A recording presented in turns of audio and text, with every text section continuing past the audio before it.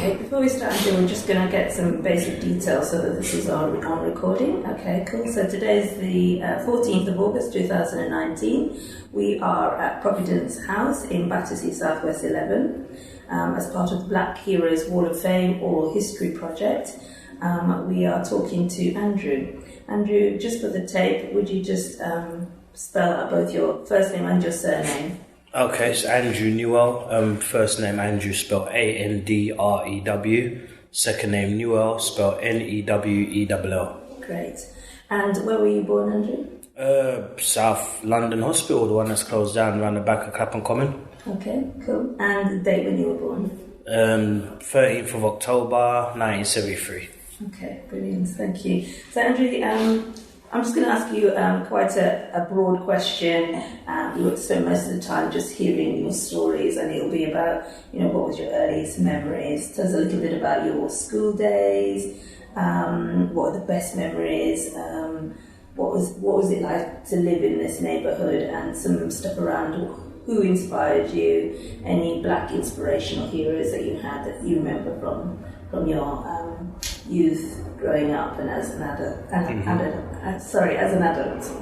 And could you say that we won't speak, or we're trying not to speak, so it might be a bit weird. We're not going. Okay. Just keep going. It's like you're getting your voice. No problem. Okay, cool. So over to you. Just tell us a little bit about your earliest memories to start with. Basically, always sort of lived around here, Battersea area. Kumbala, mum's at Kumbala now, but grew up in Winstanley Estate, which is just sort of behind Providence House. Went down to school just down S Road here, which is another local primary school called Christchurch Primary School. So just sort of earliest memories is just sort of Battersea and Clapham Junction, really, if I think about it. I got a lot of family around here. So yeah, it was always sort of quite a tight-knit community from what I can remember. Tell us a little bit about your family, how you grew up, what sort of ethics, that sort of thing. Old school Caribbean Jamaican family, both parents born in Jamaica, came over here. My dad, my mum always in the house. I had the older sister and the younger sister, so pretty sort of balanced in that sense there. So I was the guy of the family. My mum's side was probably the biggest side in Battersea, so I'd have her parents were here, my grandma and granddad, and between them there was 11 children on my mum's side. 2 of them wasn't in the country, so I had an uncle that always lived in Canada and an uncle and an auntie that always lives in Jamaica, so 9 of them were over here. So always had a strong family bond, as well as other cousins and other like second cousins that lived around Battersea. Used to go to the club with them and stuff like that, older cousins and stuff. So yeah, early, like, Battersea's sort of home, really. Like I said, it's a big percentage of my growing up and my family life on my mum's side.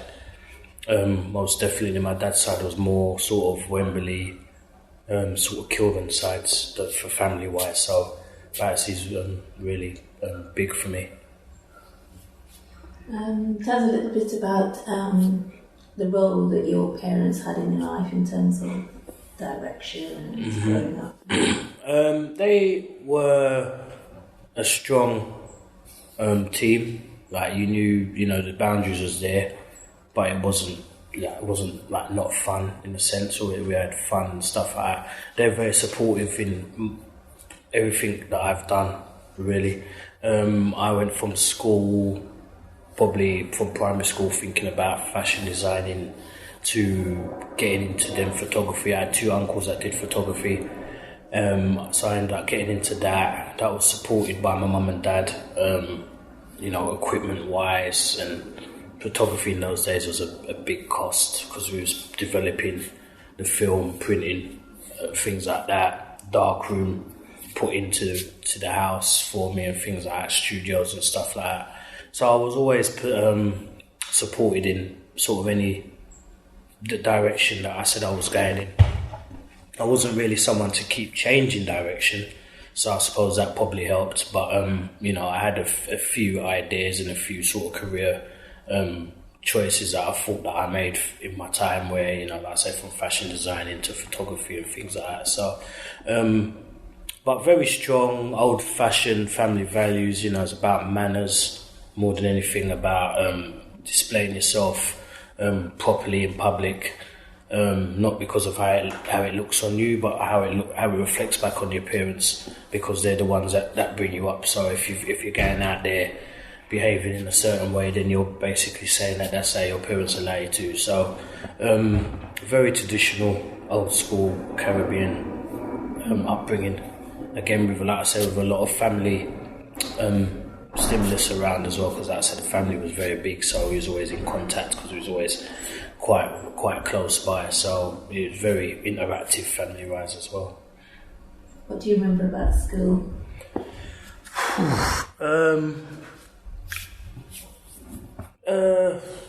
Bits, to be fair. Like I said, I went down the road to Christchurch School, which is probably 5 minutes walk from Providence now, just across the road, down past the fire station. Had family, had an older cousin year above me that went to that primary school, and then it was just sort of friends. Most of my friends grew up in Kumbala Estate, but a lot of them went to Falconbrook Primary School. So I remember having trouble in school. My reading, writing, spelling wasn't that good. Later found out, probably during my college times, I'm dyslexic. So I had to go through that whole system, sort of not knowing, but having difficulties. Had my mum used to come into school, I think once a week for a period of time, sit in the class once a day, once a week. Obviously, because the behaviour wasn't as best as it could have been. What was going on for you at that time? When I try and think back, I think I was just very frustrated when trying to think about some of the things I'm trying to think about now, because it's not something I think about a lot, to be fair. I just knew I had sort of issues in school. Pretty frustrated. I remember having problems copying off the board, maybe copy 3 or 4 letters at a time. So I was always behind. Anytime we had to do something, I was always behind. It would be easier for me to wait for someone to finish and take their book and copy from their book than it would be to go off the board. For some reason, it was just, a problem. And so I suppose behaviour didn't help, because you'd be stuck in, because you'd have to finish your work, you'd miss your playtime, and it's sort of a big circle, and you start sort of being a bit rebellious and stuff like that. So I sort of remember that, but I remember, having good times in school. There's quite a few good teachers, but I had a good teacher in there probably the end maybe 2-3 years of my time in primary school, Mr. Camplin. He was cool. Like, I don't know, maybe he got me. I remember thinking back, I felt that I was a lot more settled then. I can't think off my head exactly what was done, but when I think about problems I was having and stuff like that, I think he was probably a key player in my school life. Just thinking out, because you've got quite a large family network, basically.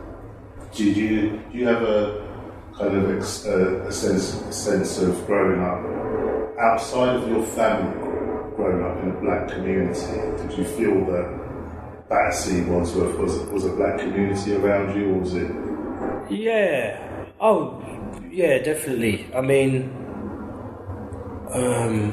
outside of my family, yeah, because my friends, black, the families, when we moved from, in Stanley, majority sort of a black Caribbean neighbourhood, and then moved 2 minutes across the estate to Kumbala, and then a lot of people getting moved at that time because it was a new build, so a lot of the houses are empty, and obviously when they move, it tends to be the Caribbeans, Afro-Caribbeans, that seem to be moved by authority into certain estates and stuff. So when you come to sort of ground level wise, I would say that, yeah, I definitely saw Battersea or felt Battersea as being black, or should I say that I didn't feel it as being non-black. Only maybe when you start getting above the ground levels, police-wise and maybe jobs and schooling, teaching, that sort of thing, you might feel that you're not being treated as fairly because they're not coming from the same sort of direction you are. But sort of ground level, it was definitely, I think it's probably more Black Caribbean now than it is probably now. You walk down Northcote Road. I remember I used to walk down Northcote Road with my grandma, proper market sort of thing. Now it's very sort of that French type of, so not the sort of way that I remember it being. So I think it's probably less now than it was. Did you get a sense of like inspirational or aspirational people to be aspired to, like role models, kind of in the community?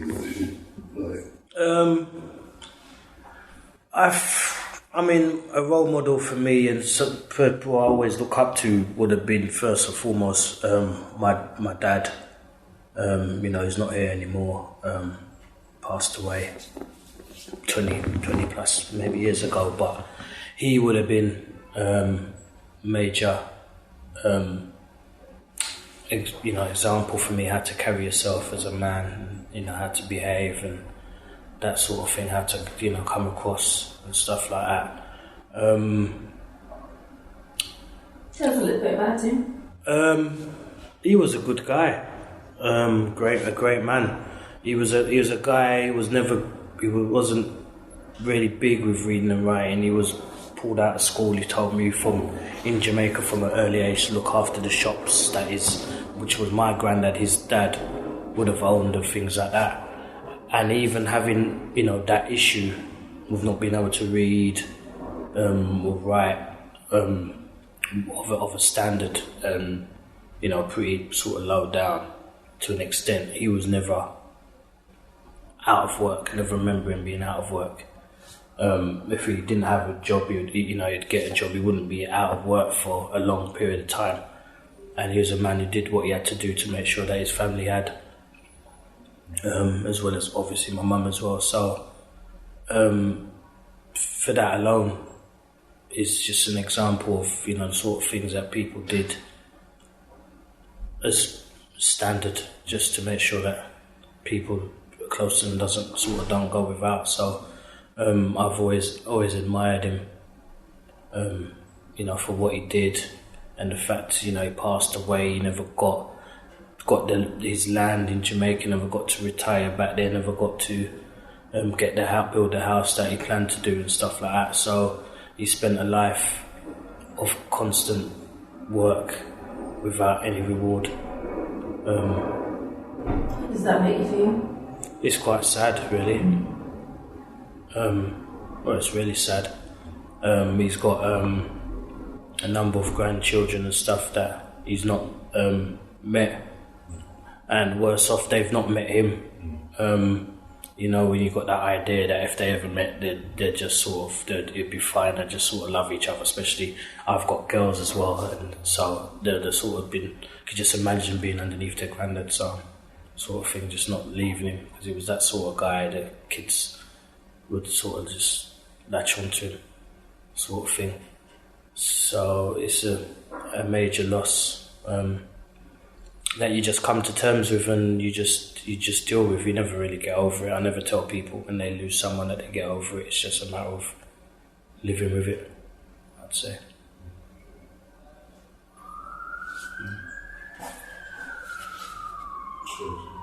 Question? It's just about your career, working in this area. What was that like? Working in Providence House was a tremendous job. Worked with a lot of people, a lot of inspirational people like Robert, Robski we call him, very inspirational, and a man who's been there for generations. So parents will bring their children in knowing that they was looked after by Robert at one point, and now we're going to bring your parents here, and now I've come that circle as well. My children have come here for the summer, summer holiday, just like I would used to come here back in the day for the summer holiday. But working at Providence was it was really good. Managed to touch a lot of young people now that are maybe about 35, are probably the first sort of generation that I work with. And we're now friends. We go out together, we organise events together and stuff like that. So the Providence era, especially where I worked in with the young people, the young guys that played together as a football team, it was a lot deeper than that, because you'll find that 75% of them, if not more than that, are friends today through being together in Providence. And it's not just a Battersea thing. You've got people from Clapham, Brixton, Camberwell that came here, used to play, and would still be in touch. Or even if they're not still in touch, as soon as you get together, it's like they never left. And it's all, due to the power of a youth club of football. You know what I mean? So Providence has been a major learning curve. It's helped me hone my skills on working with young people. It's the sort of place that if you cope here, there isn't really much places that will sort of shock you. And not because you've seen mayhem here. It's just that you sort of know what it's about. If you grew up around there, you've seen stuff. And also the children that have worked here are seeing stuff and doing stuff. I mean, we've had pupils that have done all sorts of stuff and been probably in and out of prison. But once they come through these doors and underneath this roof, you wouldn't know. This provides a sanctuary, do you think? Yeah, but it's respected by the young people. I mean, they wouldn't even. I mean, my day, you very rarely hear the young people swear in there, and if they did and they saw that, they'd apologise straight away. I mean, they had things going on where they're graffitiing, around the place, and this place wouldn't get touched. This place got touched once, and we Robski and that we closed it down. So we had it open like normal. They came in and then said, all right, everyone's out until that's cleaned and that's sorted. We're not opening up. It was open by the next day. Someone, cleaned it. But in general, it wouldn't be touched. They had the riots and people just walk past Providence. You know what I mean? It's not in any sort of issue with anything. Like I say, it's a sanctuary. It's common ground that you don't touch, because it's here for us. So for you to just, you're only affecting yourself by, damaging it or making it in a sense where you can't be used. And the people that, so would you say that the people that live here and come and use this space and stuff, are they facing like the most challenges, like social challenges, economic challenges? Definitely, possibly. I'd say definitely sort of economical challenges and stuff, financially and stuff like that. I'd say that in general, probably the percentage of people in this area is probably dealing with that. Probably the biggest, issue that they're probably dealing with. I know now it looks a lot more, they're building up around us and all sorts, which is all very well and good, but it's not really for us. And is it Providence? Because I haven't quite got the geography of the estates, but so is there another type of community centre in the same neighbourhoods? Funny enough, when I was working here in Providence and growing up, there was never a shortage of youth clubs. There's always a load of youth clubs. Yeah. I mean, if you go back across the road past the fire station, down towards the primary school I used to work, there's another club right next to it called the George Shearing Centre. They had bits. It wasn't as busy as here, but they had bits. Yeah. But then you've got like a club, what's called Club 2000, which is back towards, past the train station, back towards York Gardens. They were a youth club. There was one actually in the park as well, the community centre, which was York Gardens Youth Club, but they moved to the community centre because York Gardens was based in a building in the park, which is near where my mum lived, Y Street, but they knocked it down because they built Fairchild Estate. Just past there is Keys Club. Further down Battersea Park Road, you've got like the Wand. So there was always youth clubs. Always youth clubs. Are they still active, do you think, or they? Most of them are down. When they did the cuts, right, they came in here and said that they talked to the young people, and the young people want bigger, brighter youth clubs. Now I don't know what young people they spoke to, but if they told the young people that doing that they won't fund Providence, they would have got a different answer. But you know the government's like, and the council, they say what they want to say to put their point across, and that's it. So once that happened, a lot of them went down. They said they're going to spend their money in 2 youth clubs. One was Keys over there, and the other one is Devas, which is up Stormont Road, which is sort of back towards Lavender Hill and those areas there. And they've said that those 2 youth clubs funded would suffice the whole of Battersea. So what they didn't sort of realise, they didn't work into consideration sort of barrier lines, especially what came up with the gang stuff as well. I mean, Battersea always sort of had a gang thing, but it was always one. It was one gang, Junction, Junction Boys or whatever you want to call it. That was it back in the day when I was growing up and working in Providence. It was like that. As my generation and that got a bit older, it started to fraction off, and Battersea became sort of split up. So you might have a little crew down them sides there, maybe Battersea Park Road, but then they can't come too strong down here, and which is sort of ridiculous. But obviously the council didn't take that into consideration when they've just put 2 youth clubs in. Providence is still here doing bits, but obviously hustling whatever they can to fund whatever it is they're doing, sort of thing. And that cuts over the last 10 years or a bit? Yeah, probably 10. It was that council stuff that they did, and then they took it out of the private sector or something like that. I don't get my head into too much politics because it will confuse me, but that was what was going on. And basically what happened from there, the Islamic Centre, they cut the money from Club 2000, got knocked down and built over. There's no youth club based in the community centre. It's just a centre that people hire out for weddings and stuff like that. I don't know exactly what they do for the community. That's the Wand and stuff, I'm not too sure about how they are, but they're not being funded. If they are, they're being closed down. But there's more money for the council to sell that plot of land, isn't it? So because then that's like so if you were the new generation, so if you was like, I don't know, 5 years old, 10 years ago, now you're 15, so you've gone from being 9 to no youth provision at all. Practically none. So no engagement. So actually, if you're now out on the streets and you join the gang, there's nothing to come and engage you or intervene on.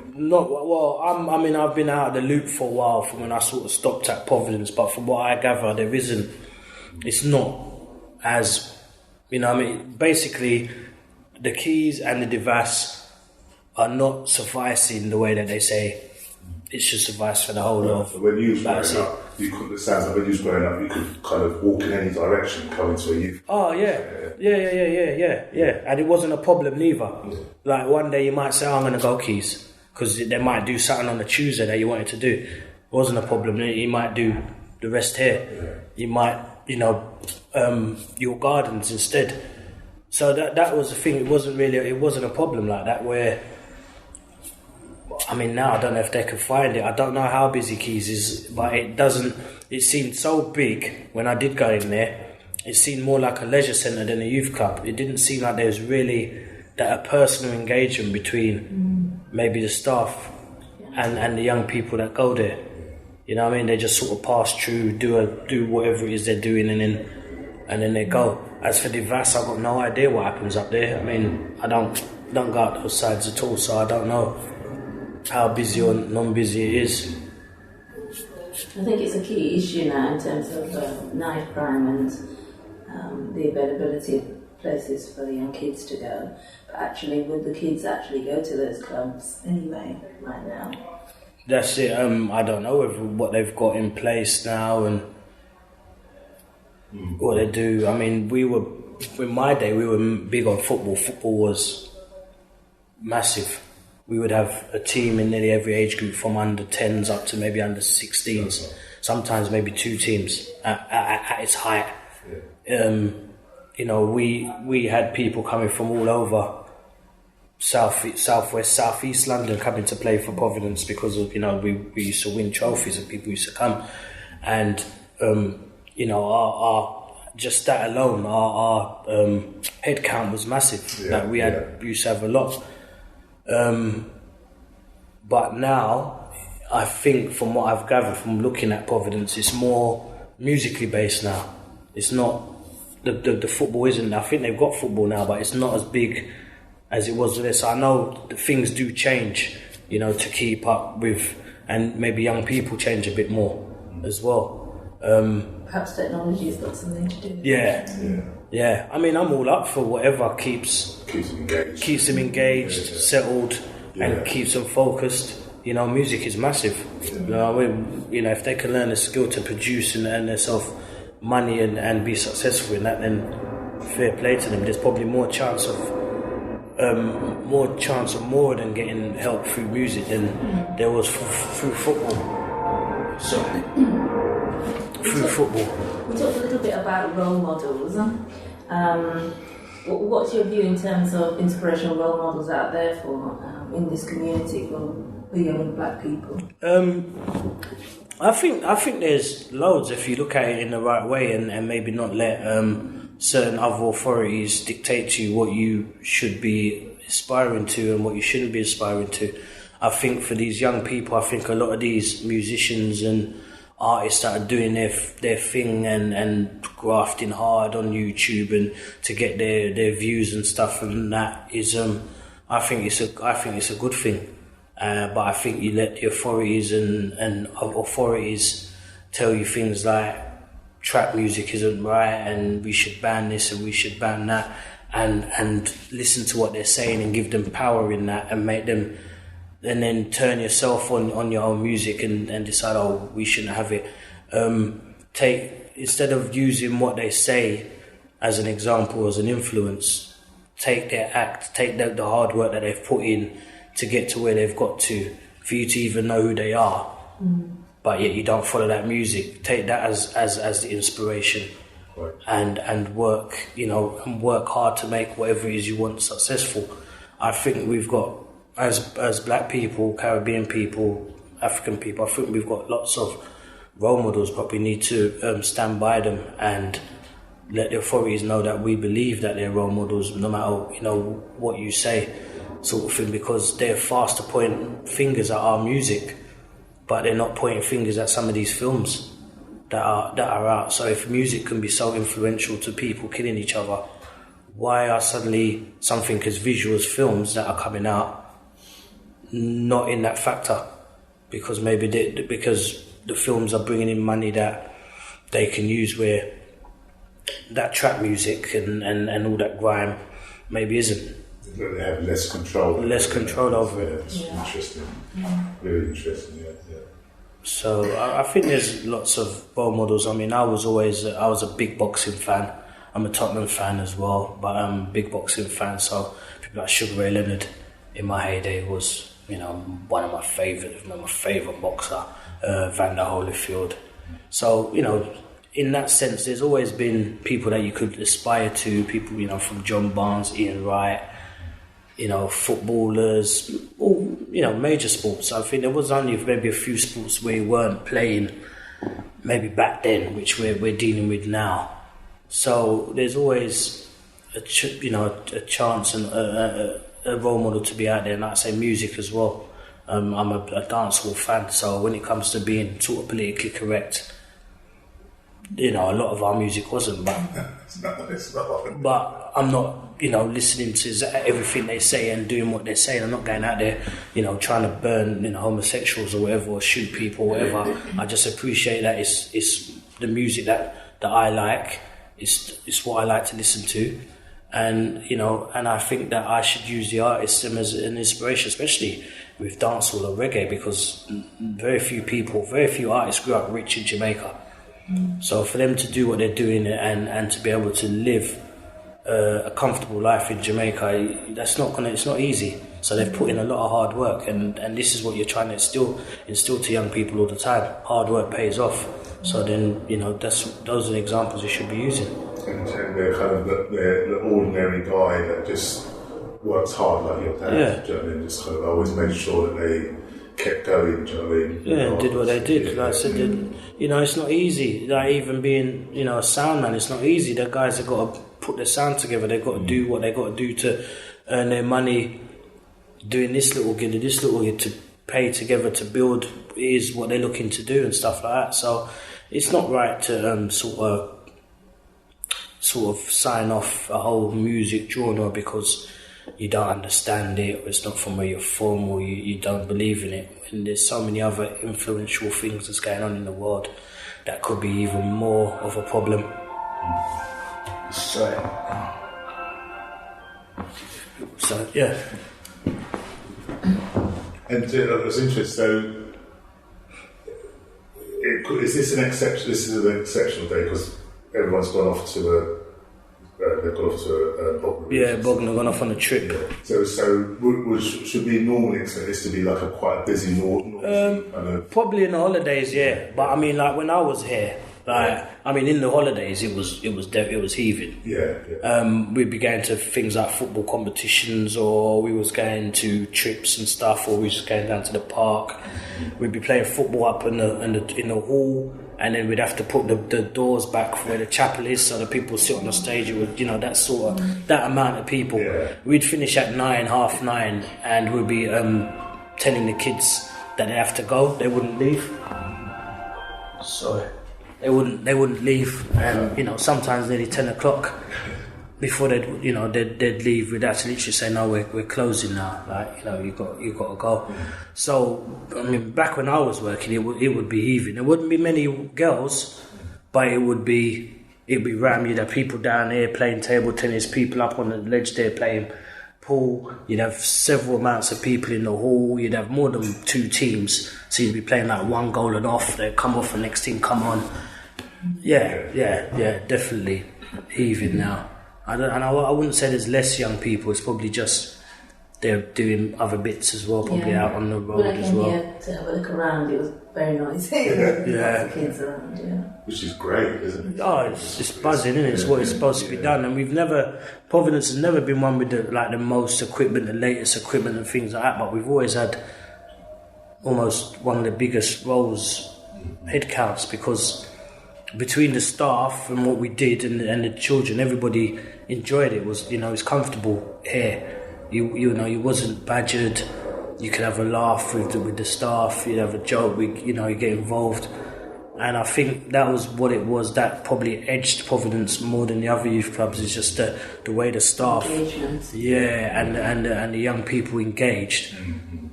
They just enjoyed it. And was it your time here? So you kind of you was a young person coming here as a kind of a member. Yeah. Then you became. Did you started working here? Yeah. Working here. Yeah. Was this what kind of inspired you to kind of go into kind of education? Yeah. Once I started working with the young people, because obviously it was just like evenings and then summer holidays and stuff. I wanted to try and get into sort of the school, because I knew I'd still have the holidays as well, still be working with young people. So it was sort of like a progression from what I'm doing here. And it was quite, because you'd have children here, and me and Robert would talk, say, yeah, he's quite a good guy. He's not in school. So what do you mean he's not in school? Say, school can't handle him. And you'd be like, wow, because you've had him for like a week, and the guy's not even squeaked, and you think, well, what's he doing in school? Sort of thing. So, it was interesting to sort of get into that, and I think I joined an agency, and then the first job I went to was a school called Garrett Park, which is up on Garrett Lane, special needs secondary school, and I enjoyed that. And within about a month or 2, they offered me like a full-time job.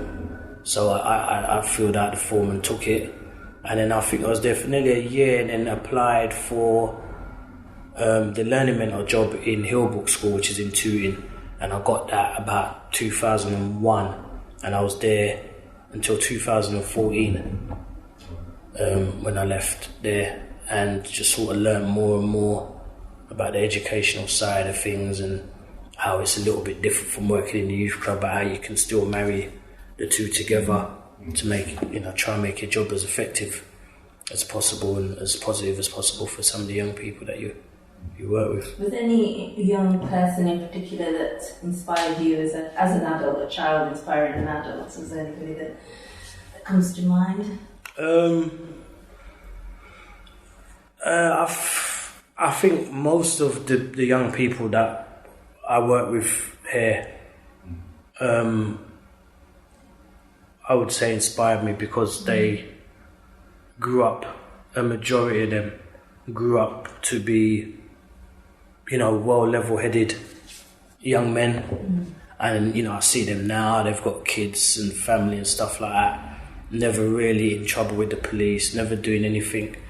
And I suppose, when you speak to them, they say, people like me, Rob Ski, Floyd that worked here, a lot of my other friends that we've grown up together, they saw us as an example and saw how we sort of conducted ourselves, and that sort of way of life didn't really sort of rub onto them. So I think not really one individual person, but I think my experience working in Providence allowed me to maybe appreciate and see how important it might be how I come across to young influential minds.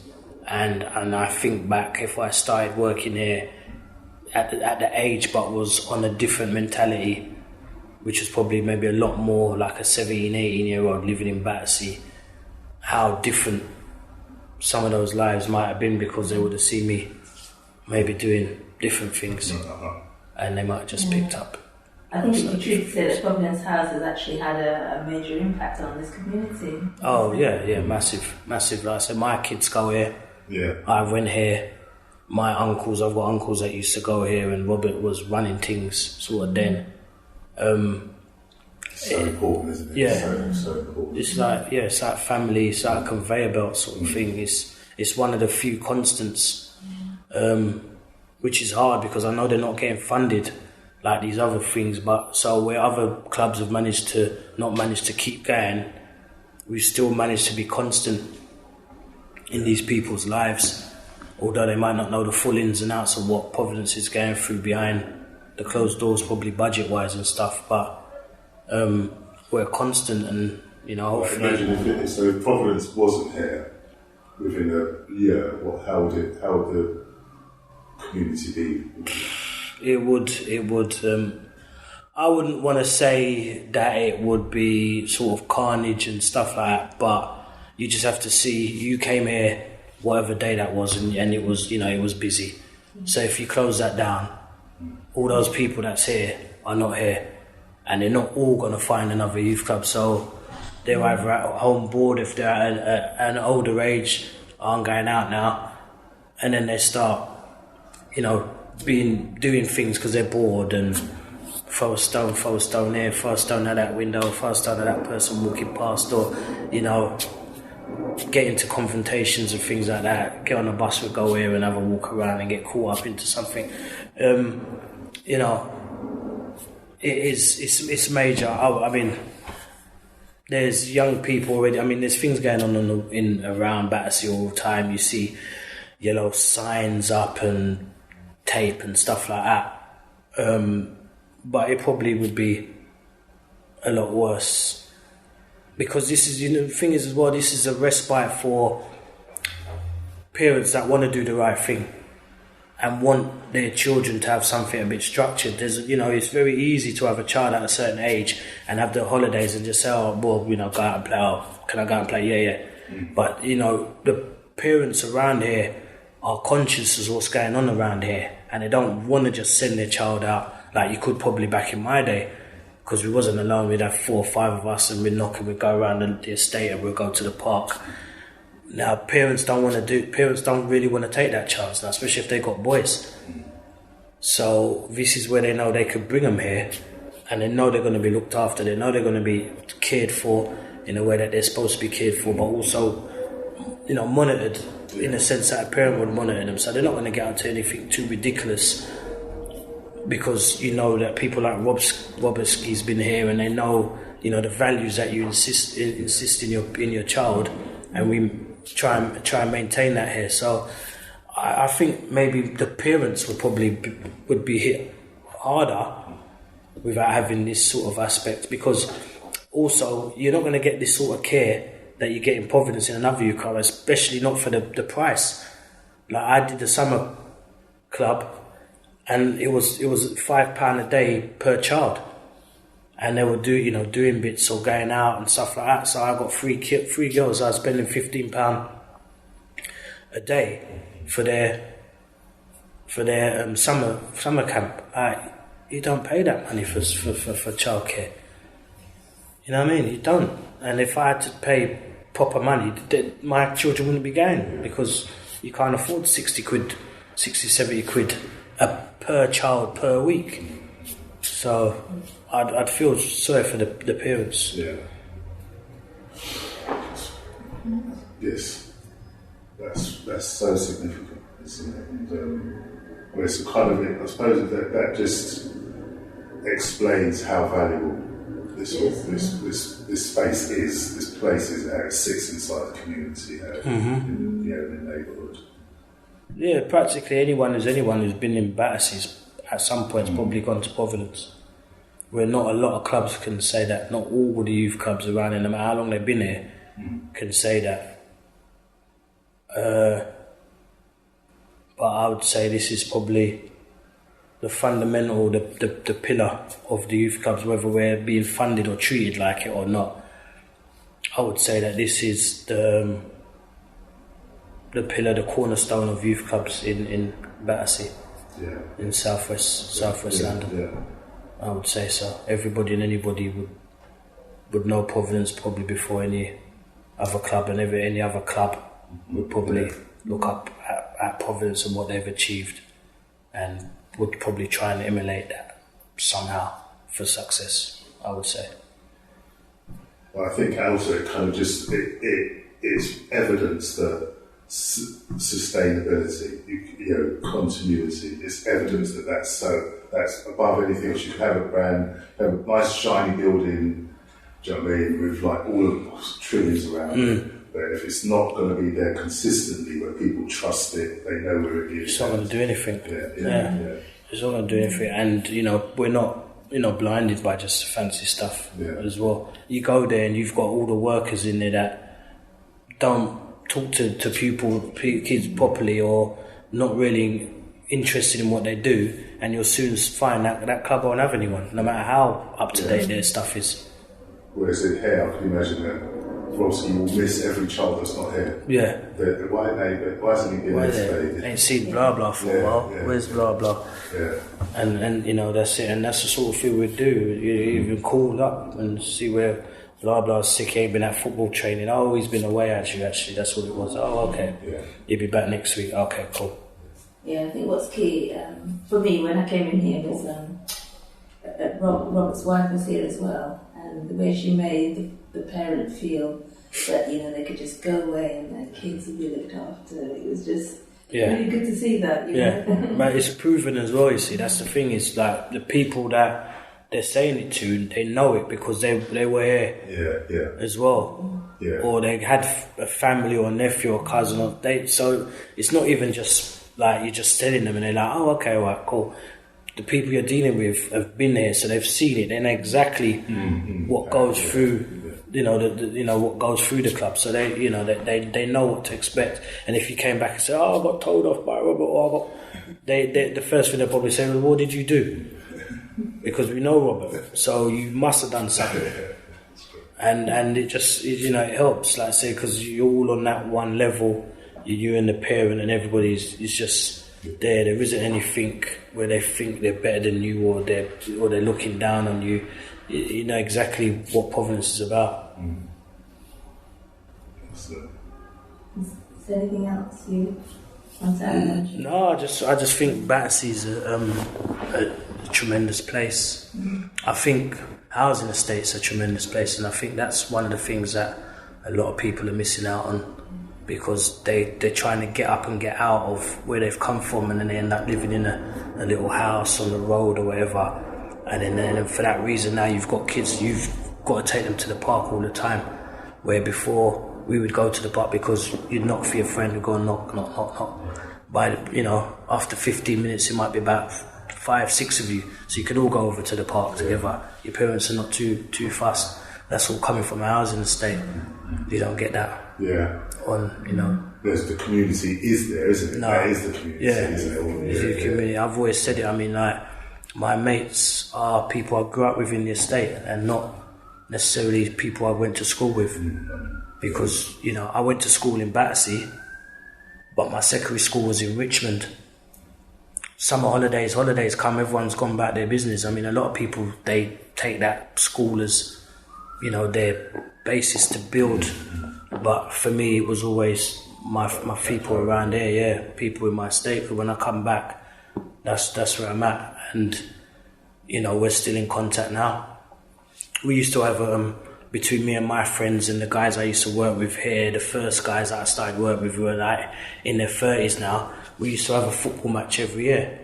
It spanned over about 11 years, 10 years, once a year. And then as we all grew up, started bringing our own families, we'd bring our kids, and, we'd have the food and drink after the football match. And we get together, we still do that for Christmas, we still have a Christmas do. And that's all based from Providence. So if we didn't have Providence, I wouldn't have had that work, I wouldn't have worked with them young people, we wouldn't still be in touch with each other in that way, organising sort of family events like we do to keep ourselves, connected to tight sort of thing. And your children see that sense of community there, that sense of kind of... Yeah, with their children. Yeah.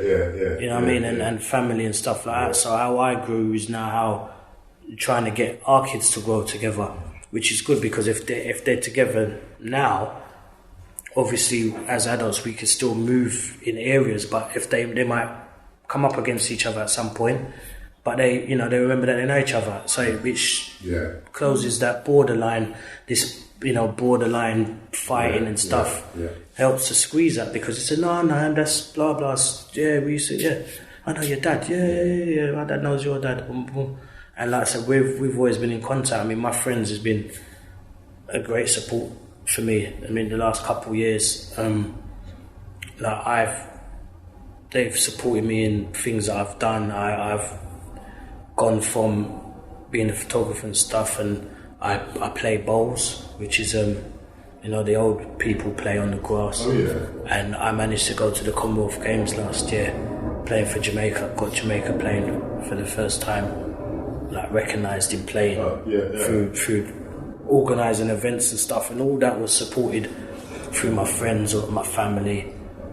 And if I lived maybe 15 minutes in any other direction, that whole future could have been different.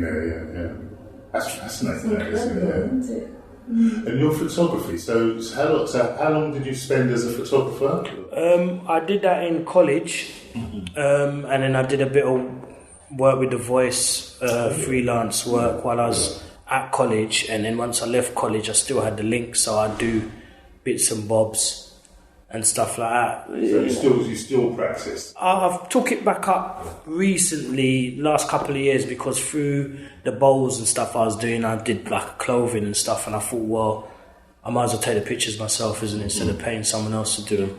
So I sort of took it back up, but once it sort of got digital is when I sort of stopped originally, because I was a film guy. When I was doing photography, it was film and printing up and all that. So it was, it's been quite hard getting back to it, but I sort of back into it. It's interesting. So now you've made the transition from film to digital. Yeah. And you say so you was also making, you said fashion. So I did making clothes. I did clothing like t-shirts and stuff. So to help promote what I was doing with the bowls, isn't it? Yeah, so it's got the Rastafarian holding the bowl, because you know, like Jamaica, they got nicknames for everything. You got the Reggae Boys, a football team, Reggae Girls. So I thought we need a name if we're going to do this, and you know, and so I thought I had a couple, and the one that worked was Reggae Rollers. So I kept that, and then I created a brand from it, and that was the sort of logo that I've got. So I had caps, tracksuit, t-shirts, actual bowls, wear and stuff, but a lot more brighter, because usually bowls is just sort of related to be very quiet. There's a team.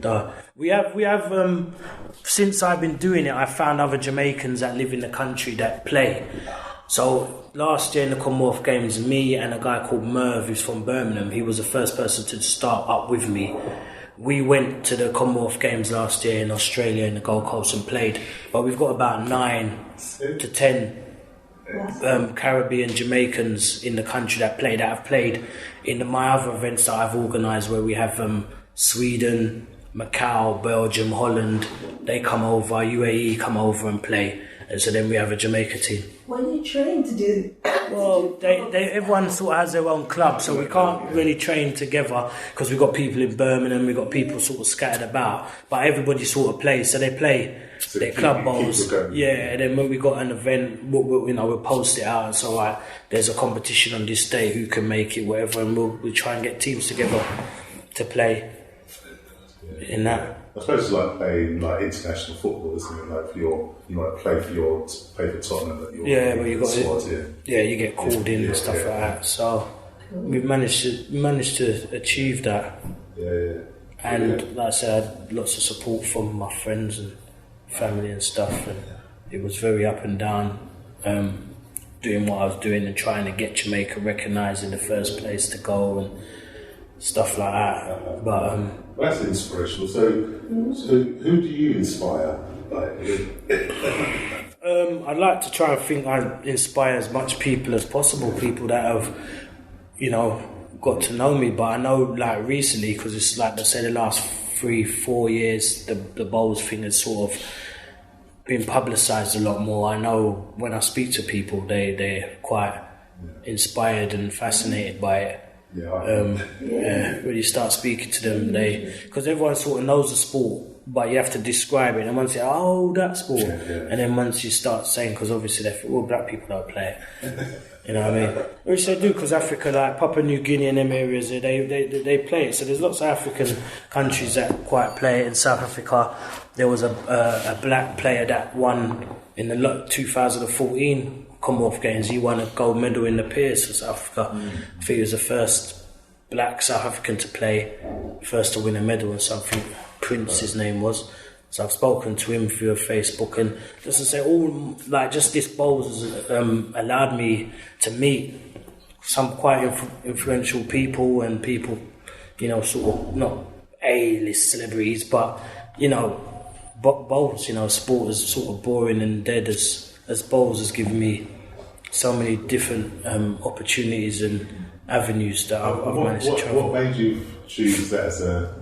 I just like the sport. I'm 45 now, so when I was younger, it was on TV a lot more. It'd be on TV programs like Midweek Sports Special and World of Sport and things like that. So I just watched it. And then one day I must have been off work, and I said, you know what, I'm going to go, because I've been telling people I'm going to do it before I even tried the sport. I'd been telling people, I'm going to play bowls and play for Jamaica, wherever. So I thought, I'm just going to go over. So I walked over to Battersea Park, and there was 2, I think, Asians or Trinidadians there at the club at the time, a guy called Rudy and another guy called Arthur. And as soon as I went over there, they're like, oh, go and talk to Arthur.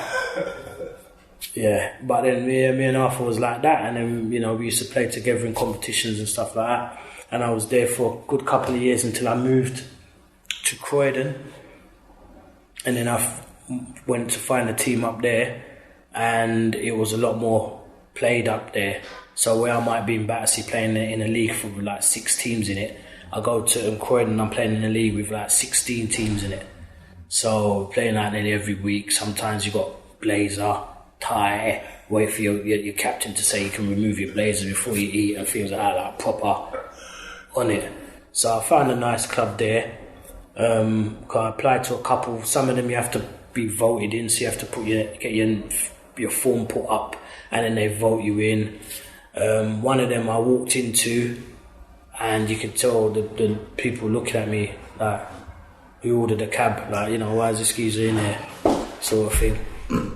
Speak to a couple of people and that, and I thought the club's a little bit bigger, I'm not going to bother, and I went and joined this other club.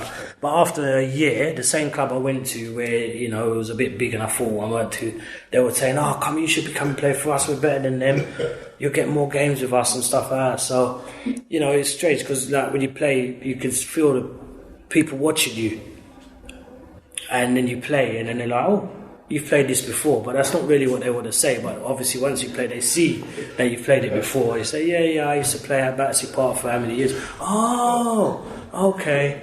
And then it sort of fades off into this. Do people know the pitches? Do they know? Do you know the form of the different courts? They are sort of like someone might say, oh, you know, this end it doesn't roll as wide as the others and stuff like that. So when I was in Battersea Park, there was a few, didn't play many, so I get used to. But Croydon, they played a lot more, and then it was sort of more consistent. So like last season, so that green was terrible last season, it didn't roll out that side. So you know this side you're gonna work that way this year and stuff like that. But yeah, you know, people have on their home pitch, they're more comfortable, and sometimes on each rink they've got their preference because it might bend a little bit that way, and they know that you won't know and stuff like that. So it's all like good to get used to. It's very, very interesting. I'm interested. Yeah. And then I'm interested in your photography. So do you have like a collection? So what's your subjects? What's your interest? I'd like to sort of do more documentary and stuff, but nowadays you can't really just take pictures of people nowadays because of, you know, laws and stuff like that. So it's not the same as it used to be. But what I used to love doing was the stage shows, the reggae stage shows and stuff. And there wasn't many people that liked doing that in The Voice. So I used to follow a reporter called Kennedy. So he's known as a president because his name Kennedy, President Kennedy. He used to do little write-ups, reggae write-ups on The Voice. And I used to follow him most of the time and go to the events and take pictures and stuff. Now I do a bit more landscape and stuff when I sort of fancy it and stuff. I did have a portfolio. I don't know if I've left it at my mum's with actual printed up stuff, but now because it's all digital, no one really prints stuff no more. They keep it on their laptop or something. And do you have like Wandsworth stories in your photography? Nothing more. I mean, what I did do not for Wandsworth, but they used to have a competition called Wandsworth in View. Yeah. And I think it was the second one, because when it sort of started up is when I was doing photography, and the second one, I think I entered. I think it was the second one, and I got the third prize, won £50. Went to the old Observer building, what was going towards just past Battersea Park. For the presentation stuff, and I know that toured around, sort of thing. But I mean, I had pictures of, you know, just youth club going around with my friends and stuff, so you could see it as being sort of documentary type to an extent, but it wasn't for any specific sort of project. I was just a guy that I would always, at those times, I would always have my camera with me. Capture stuff. So I'd capture stuff. I just, you know, if I'm just going out around the corner to go and butt my mate and sit down on the wall, but I'd still probably have my camera with me, you know. So I was known as a photographer sort of around the area and stuff, and it's quite good because you'd have other people that think that they were sort of photographers, and they wouldn't know that I did it until I, you know, start looking at their cameras. Oh yeah, looking at these cameras for, and then I'd have to tell them what their camera did, and then they realised, oh yeah. Sort of thing. So yeah, we had little issues like that now and again, sort of thing, having to put people straight and stuff. But yeah, no, I took the pictures around the area and stuff. Be interested to see if we could, because so it's creating this exhibition, kind of one's black inspirational stories of black presence in Wandsworth, and so there's this oral history, and we have an exhibition, and we're going to do a performance piece, and so having kind of artifacts, images and stuff. Yeah, it would be quite interesting. I could try and find out where my portfolio is, if it's still at my mum's or if it's got thrown away somewhere, I could look through there and either leave some stuff with you guys. You can look through it and see what if there's anything in there that you could use. Sure, yes, please. Yeah, thank you. It's cool. Yeah, thank you very much, Andrew. No problem. That's really interesting. Yeah, cheers. Yeah, thanks. Man. Thank you. I just need you to sign the second part of the form.